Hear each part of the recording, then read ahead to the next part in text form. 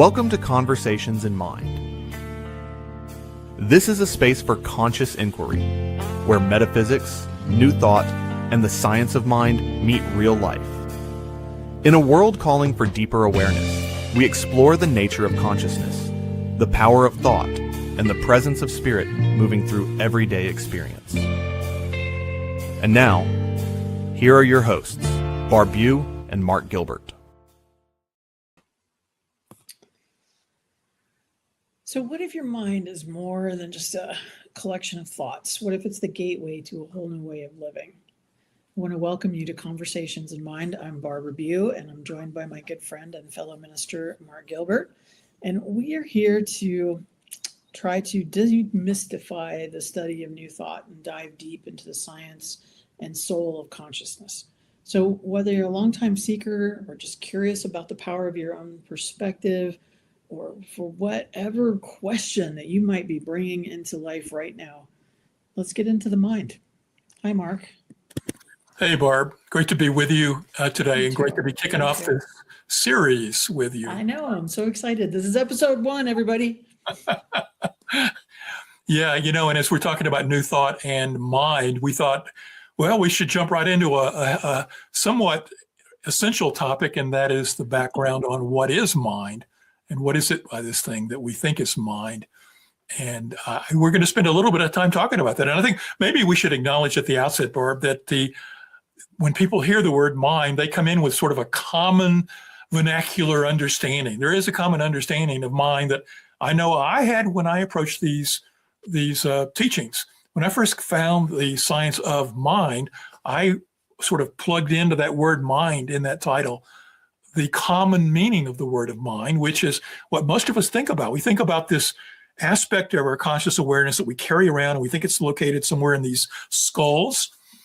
And it's the brain version of it all. Yeah, and that's our, and we have that sense of awareness and conscious intentions and desires and movement through life, and this body of stuff that we think is ourself, and all that awareness that we have that we label as me is what we tend to think of as mind. And I think that most people, when they hear that term, that's probably what they think. What do you think? I think that's true.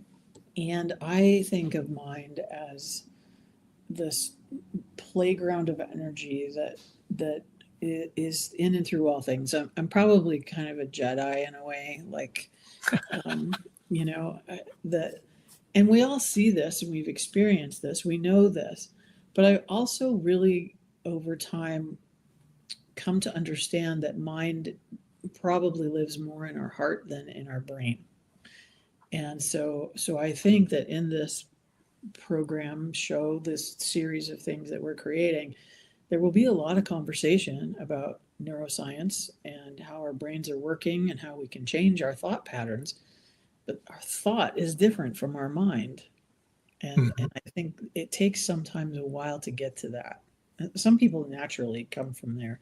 I had to get to that. Like, I had to think about things a lot before then recognizing that really when I'm trying to change my mind, I'm trying to change my heart and my belief and my feeling, So I hope to explore all sides of mind in those ways. And and I don't think I also don't think that any of us really knows the answer to this question. Right. Yeah, and when I really approach science of mind, I would read the words and I would plug in my thought about mind. So when I would hear Ernest Holmes or any other new thought teacher talk about it and use the word mind, initially I did not, and you were ahead of me because if you took it to heart, you were taking it much deeper than I was. I was looking at it from that limited understanding of mind, of that thing that I'm carrying around in my skull. And it was only through time and experience and talking with people and having aha moments that I was, that's not exactly what he's talking about. That's not exactly what they're referencing here. So sometimes it's like the word God. That God in New Thought and in many mystical traditions has a different meaning than God in the sort of old style God Sky, Sistine Chapel, That's old right. man. And so mind is the same sort of word for me. Now when people use the word mind, I almost have to say, well, describe what you mean by mind, so make sure we're talking about the same thing. Yeah, I have to say, I'm not sure that I completely started that way, but I also think that that's part of the reason that science of mind itself gets this rap that it's all heady, that it's Mhm. all about thinking, thinking, thinking, and not about feeling, and not about love and heart. And it's actually all of those things, Yes. and it does take some time to get to that place. And everything's a continuum, right? Like we're all on the continuum all the time.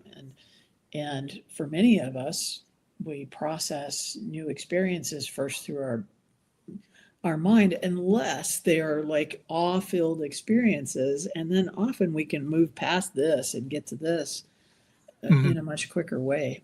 But I think it's all of that. It's all of it, right? Like Yeah. we got to think about things sometimes, but we also get to have these other experiences, and we can consciously move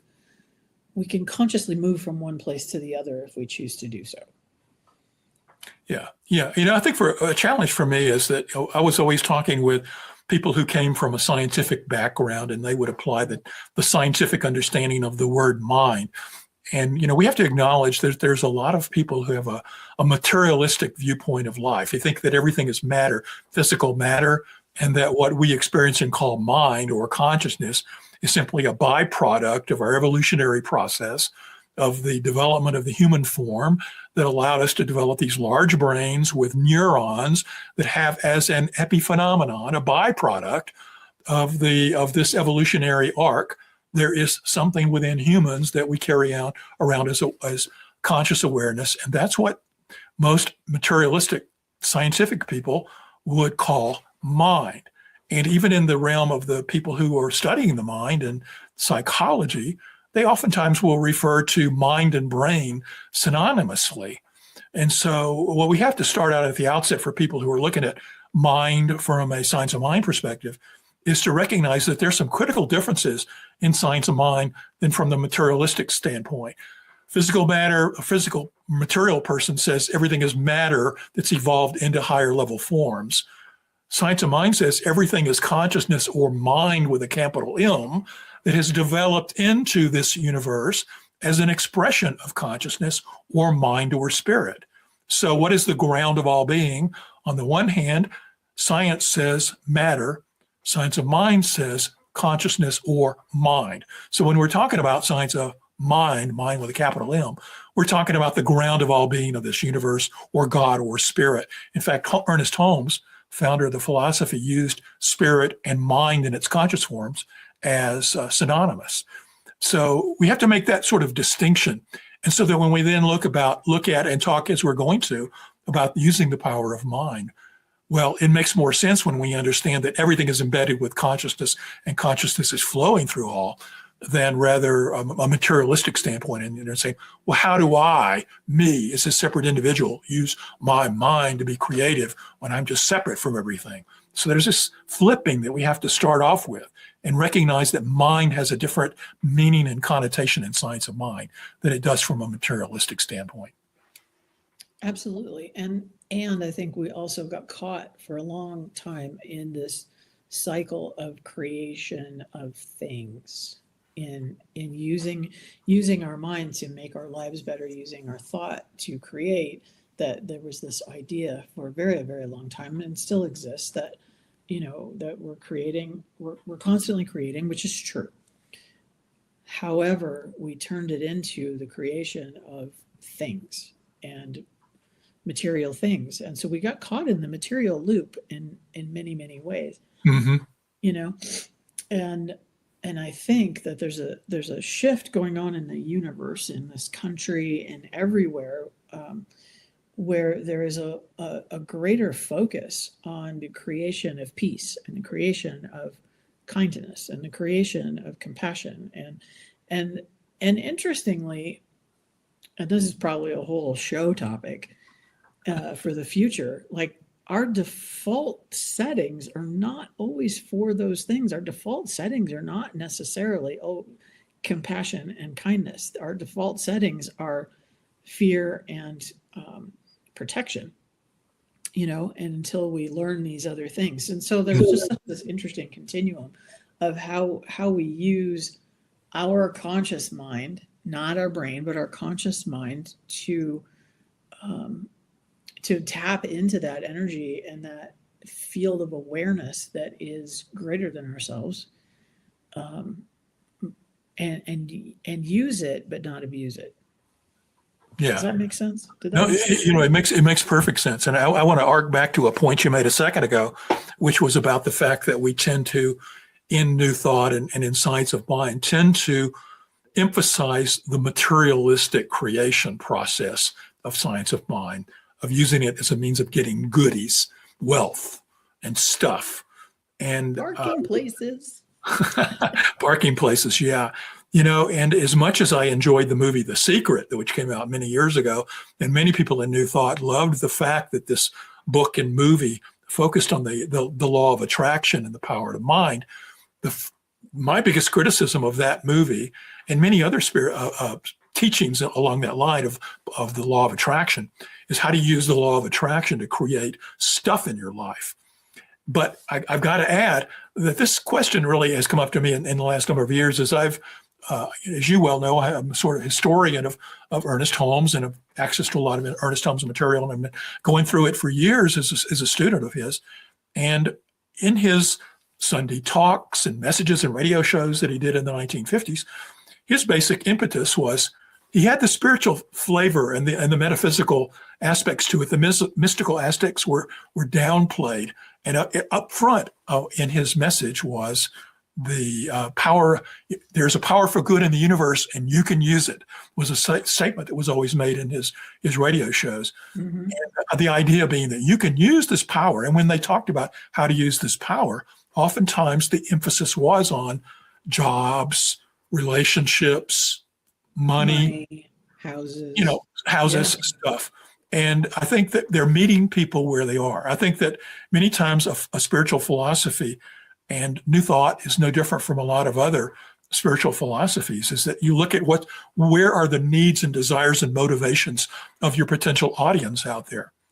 And although you and I can say that ultimately these tools are to be used for the uplifting of your consciousness and your awareness of non-duality and transcending human form and recognizing your spiritual oneness, if your mindset is still stuck in the world of form and matter, and you still see yourself as trying to accumulate the toys, you have that whoever dies with the most toys mentality, wins thing. You're going to see this as a mechanism for attracting toys. But I think people who really come into the philosophy and stay with it and go deeper with it recognize and start sensing that deeper metaphysical aspect to it. Yeah, and it seems like even a lot of us experience times in our life where like we get all into the toys and then the toys kind of go away, and then we're really left with a deeper understanding. And part of that too, I think, and I think one of the things where we missed something was that we forgot that a rising tide floats all boats, right? And that's the way it's supposed to work. And we got very into the individual materialism and the individual. And I was in a group setting recently, and people were talking about the parking. We always say we manifest parking places really easily. And somebody said, yeah, parking spaces for everybody, because there's parking spaces for everybody. And I was like, yes, that's it. And so when we talk about, and I think even Ernest Holmes, when he was saying things, there's a power for good in this universe and you can use it. It wasn't supposed to be about use it all for you. Right. And use it and think that it can only be you, or that your pie has to be bigger than everybody else's pie, or that if somebody else gets a piece of pie, you're going to get a smaller piece. Like, that's not how it works, really. And I think that we're in a big transformation in the United States around that, like a deeper understanding of shared resources and bringing about prosperity for everyone brings prosperity for everyone. Right. In I any think we village, have to remember- in any village, if everyone's doing well, everyone does better, right? Like it's just, and I think we've just gone from here to here, didn't we? This is Well, why this is why I love talking with you. one thing you brought up is the sense that where we are in the country currently, that we're going through sort of a breakdown for a breakthrough, that we're recognizing that the old ways of materialistic competition and trying to gather more for ourselves at the expense of others is a limited thinking about the abundance that is currently available in the universe, that's available for everybody. And so as long as this abundance is there, but some are trying to grab all theirs and accumulate it all at the expense of other people, what that points out is a fallacy in our thinking. It's not a limitation in what's available to us. It's a limitation in how we look at life. Yes. And I think that sometimes, when you mentioned a minute ago that when we sometimes we gather material stuff and then it goes away, sometimes we have those challenges in our individual life, just like I think the collective life is going through. So that a lot of times when we feel like, oh, gee, I used to have stuff, but now that stuff is gone and I can't seem to, everything is going to, hell in a handbasket. What we don't often recognize is that's the beautiful way in which this universe works, to conspire to bring us to the next teaching moment for us to learn the next step in where we're supposed to be. So the release of that material is to allow us to grow so we can recognize the next level of what we're really trying to use the power of mind for. Yes. And in most cases, let's be real, in most cases, that whole I've lost everything, it's going to hell in a hand, that's just not true. Right. And we create, speaking of mind, we create so much noise in our own heads. And I'm not speaking from experience or anything like that, of course, about creating a lot of noise in our own heads about what might be lacking or what might be limited or what might.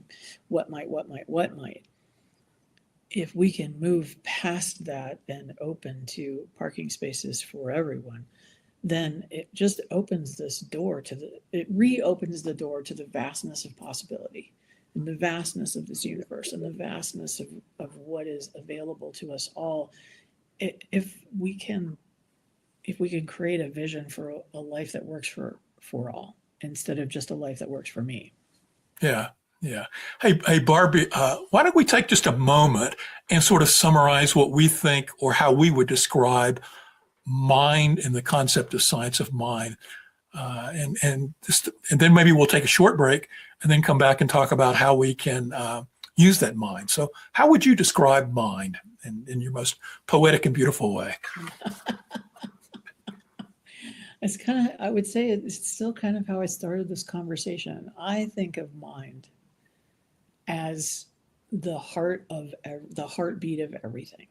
Mind is really the heart of everything, and it is the energy and the good, really, that flows in and around and through everything that exists. You, me, this computer, the trees outside my window, it's those moments when we soften our gaze a little bit and you can kind of see energy. I'm going to sound so woo-woo right now. But in those moments when you can soften your gaze and you can kind of see energy move off of a tree, for instance, because everything has a living heartbeat. I think that is what is mind. When we tap into mind, we're tapping into this vast experience and knowledge of the entire collective universe that kind of just floats right here and waits for us to rise up into it. You probably have a better answer. No. With less woo. I love how you described it. That's beautiful. And sometimes different perspectives on the description can paint a more complete picture. Yeah. For me, mind is, I'm going to use some of the same words. It is an energy. It is a flow. Mind is like energetic and intelligent flow of energy that permeates and gives the ground of all existence of everything that exists, both material and non-material. So that everything that we can point to or feel or sense consists of mind. And that mind exists in a non-form state, in sort of a liquid state, when it's beyond the world of material stuff. And that mind also exists in a temporary, semi-permanent state in form as this material world. So that the bookshelves behind me, the wall behind you, the picture on your wall, all of that, including ourselves, are mind.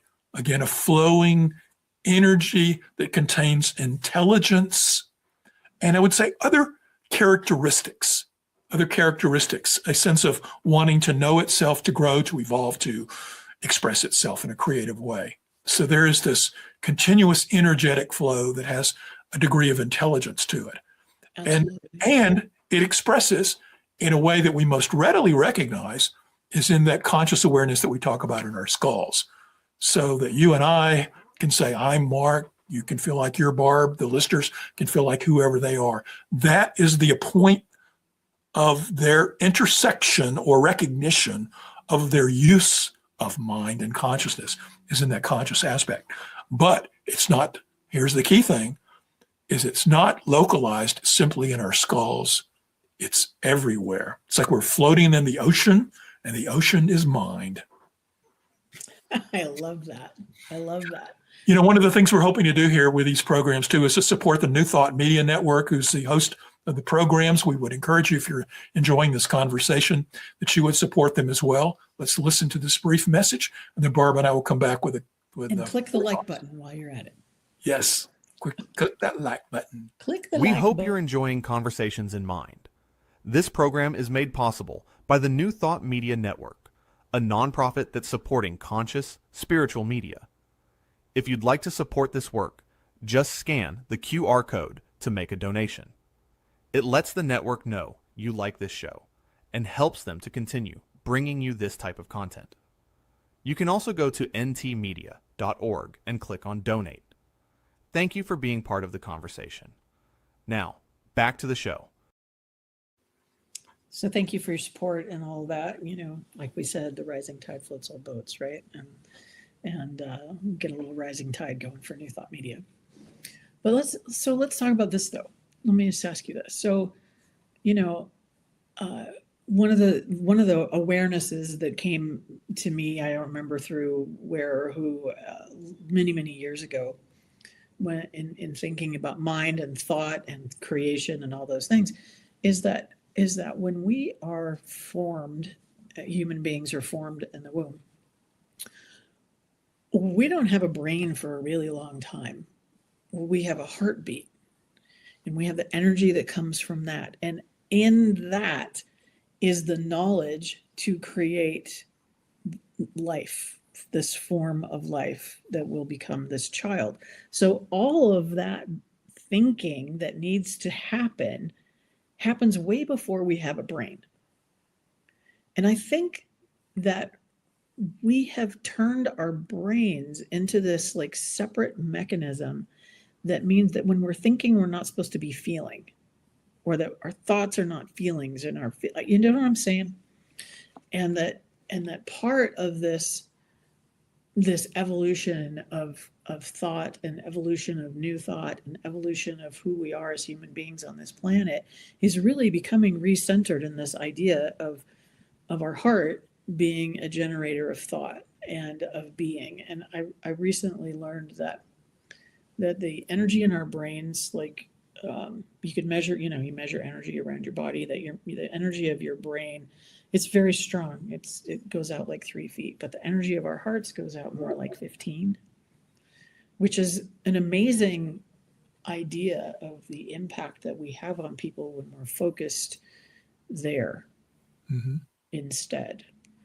And I think it's all part of the scene. I think that it's all mind, right? So when we get into this separation of our hearts and our minds, that's a false equation in a way. It's probably not the right phrase, false equation, but it's a false idea that our minds are separate from our hearts.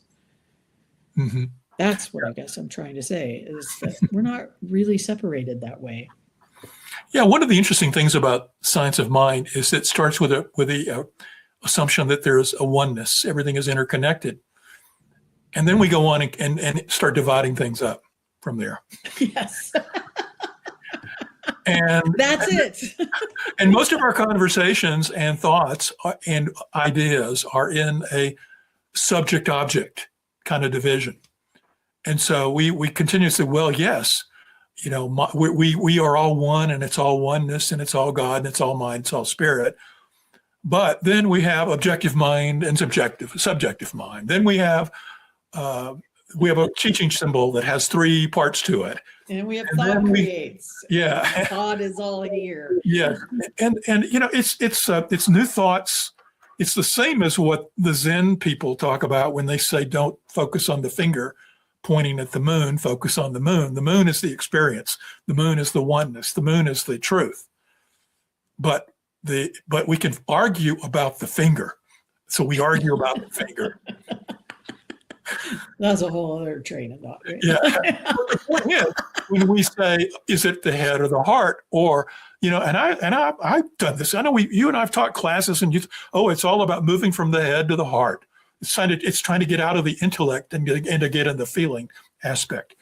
I think that is valid from a teaching perspective for people who are so much in their logical brains, where they see, if you're a materialistic person, dividing things into left and right, up and down, and I tend to think that way a lot. But you really need to flow. You're leaving a lot of the universe unexplored when you do that. If you stay in the heady descriptions and the definitions without getting into the practical application and the feeling, then you've got a whole side of life that's unexplored to you. One of the biggest unexplored areas, I think, for many people in modern times, and I see this in a lot of friends of mine that we get into conversations, and I'm talking my non-spiritual friends, who think I'm the woo-woo guy. And it becomes apparent to me in our conversation that their mindset is that they only see the material world. Yep.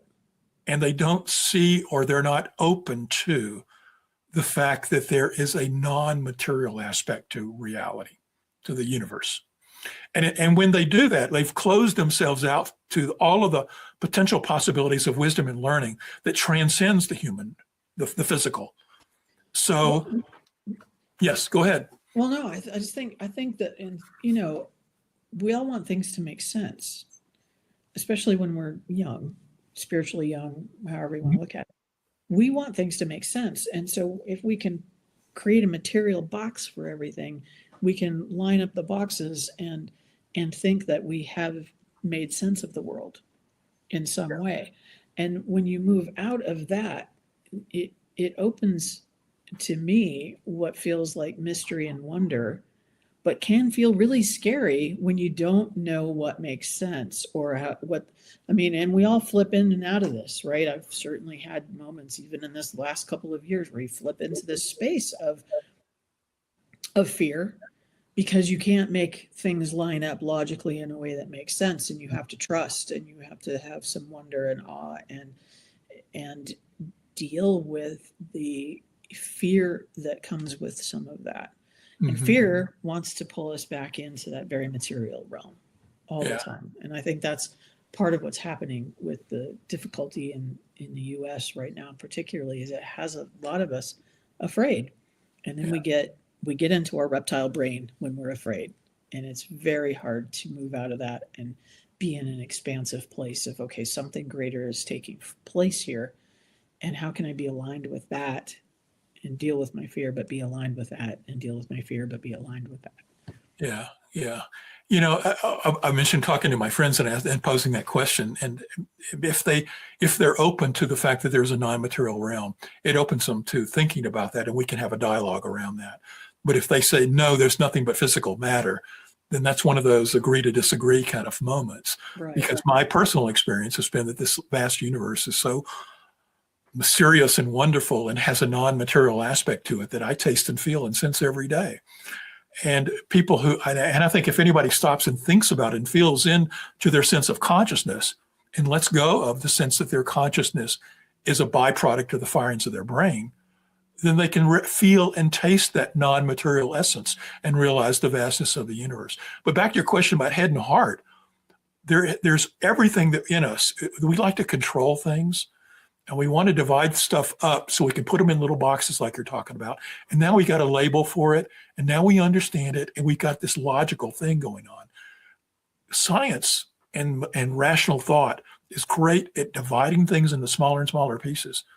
But what it often doesn't do well, but it does do it if people look at the right aspects of it, is to build those pieces back up. And it's almost like that hero's journey where you got to go out and divide up and feel muck in the muck for a while, and then come back and know it at a different level. Right. And it's the same thing with science. You have to divide the world up into stuff, head and heart and whatever, and then come back and put it back together and say, now I get it at a level I didn't get before. It is our human nature to have to do things the hard way most of the time.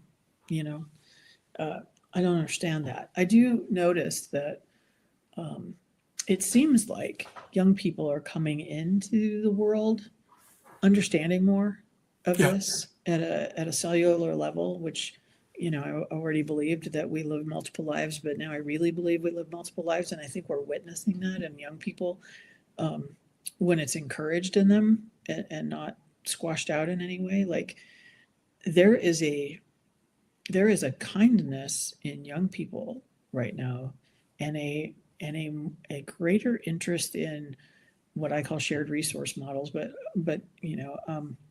a greater interest in community and the well-being of community than there is in getting rich and stomping all over everyone. And that's very interesting. That seems to be coming from. I think kids are more nurtured now, but in a lot more kids are more nurtured now, it seems like. But I'm finding it interesting that like their nature is leaning more towards kindness in a different way than ours was when we were younger.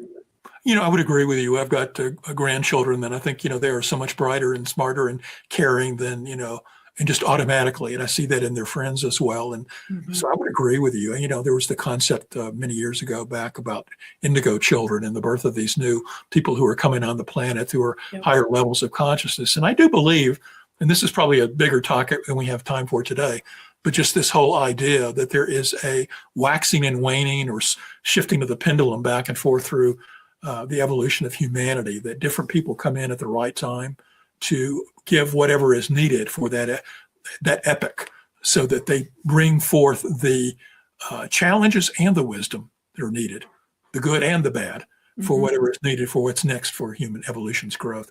Barb, I do think we wanted to spend a little bit about time talking about, if we have mind, how do we use this power of mind? How do we actually direct it? Maybe we can spend just a few minutes getting into that. How do we use this mind to create there's power for good in the universe and you can use it? How do you use this power to? Well, God, that's so interesting, because I have to say that my teaching / learning / teaching on this probably has shifted a lot in the last few years. I was very clear for a very long time about the creation of more abundance in our lives, and in many ways, not just about money, but often money is a big indicator of those things, right? And so I taught a lot of the treat and move your feet, pray and hustle, create a vision and then work, and I think that now, as I step back into teaching, I am a lot more about create a vision and allow things to unfold, take steps that are necessary, but also minus some of the intense hustle. I think that we have, and this is a whole other thing, so I'll just briefly say this. We have bought into a way of life in the United States that's not sustainable or healthy for our minds or our bodies or for the planet. And so I've really, in my way of being, pulled back from that. But also I talk a lot more about what's really important. Like, first of all, like we think often, and when we're struggling, this is really true and hard, that money will solve everything, and it doesn't. And it solves some things, and it's necessary, and it solves a lot of things if you're really struggling about it. And I don't want to take anything away from anyone's struggle about it by any means. I think that some of our teaching was incredibly privileged. That's a whole other show topic too, coming out of the 50s especially. But so to me, like, this idea of using our mind to create is much more now about how can I improve the lives of others and therefore improve my own life, without that being the first and foremost. Does that make does that No, make no, sense? it makes perfect sense. Yeah. And it's sort of, I would put it as an advanced topic over a newbie coming in. And not necessarily does it has to be that way, but I do say that there are certain techniques and things that we teach in Science of Mind that probably need to be the groundwork for. I'm going to come back to what you just said, because I have a thought on that. But I think at the very intro level, when a person comes in, we have to at least talk to them about the fact that your thoughts have a creative power. Oh, yeah. They are a movement through this field of mind, that when you think, you are setting in motion a field of this mind that is continuously flowing through you. Again, use an ocean metaphor to imagine the ocean is moving through and as you think, you're putting those thoughts into the motion of the ocean, and that they are then manifested in ways. And there are ways in which there are things that can impact that thinking. And that's the tools and techniques of Science of Mind get at the practicalities of that. So affirmations, affirmative mind treatment, aligning your thoughts with your actions, being consistent in it, making the distinction between conscious thoughts and the subjective mind, which is all these are probably, we should probably do a show on Science of Mind creation techniques, because it's more than we can do today. But I do want to address what you just said, is that once somebody gets these ideas that I'm consciously creating my life and that I'm flowing, that you evolve. And you evolve to where you first think about the material creation, and then you transcend that, because you're growing spiritually. And you're growing to recognize that what I'm doing with the power of my thinking is not to create something for this separate entity Mark so we can have stuff, but that the creation is for this universe and the fullest expression of this universe. Yes. And so it's a breaking down of the boundaries of separation between myself and you and the rest of this universe, and recognizing that it's this little pocket of consciousness. I have the ability to put into the ocean a flow of energy that is assisting and manifesting the greatest possibilities for this world, for everybody to not only to survive, but to thrive at the highest level of who they can be. And so that's what I think you're getting at in your description, because you're jumping to where I think the end game is in it. And the end game is letting go of manifestation for Barb, but creating manifestation for all. Parking spaces for everybody. Exactly. And I want to be clear about something though, Mark. I think this is really important. It is really easy for me to talk about this from a place where I am not hungry, and I'm not looking for a place to live, and I'm not worried about feeding my kids. I think that there is a level in this that where we have to be aware when we're teaching now, which I don't know that I was for a long when in my earlier days, 20 years ago, that when we're teaching these things, that there is a base level of material need that has to be satisfied before any of this makes sense, or can even be focused on. Because if you're hungry and you cannot deal with, you don't know where your next meal is coming from, that's all you can think about. Yeah. And I want to be clear that we understand that and have compassion about that, and that we're not taking anything away from anyone who's in that loop right now, other than that we're sending our love and our care and our prayers, and knowing that there is a greater expression in the world for you also. Yeah. Well said. I think that what we would both acknowledge is that using like Maslow's hierarchy of needs as a physiological up to the most highest spiritual transcendent needs, is that if those lower needs are not met, although these tools can be an assistance in the meeting of those needs, to talk about transcendence and higher level needs while you're facing day-to-day bills and children and hunger and whatever, seems fairly callous. And I want to acknowledge that that's not how we're feeling about any of that. Right. Yeah. That's an excellent point. Yeah. I mean, there are places in life that are sometimes hard, and while it's easy to sit and be the guru on the hill and go, well, if you just think about that differently, dinner will come to you. That's, I'll try not to swear on this show. That's BS, and then it's incumbent on those, the rest of us. I forgot to lock my cat out. This is Gracie. We came to say it's time to end the show. Gracie likes to be involved.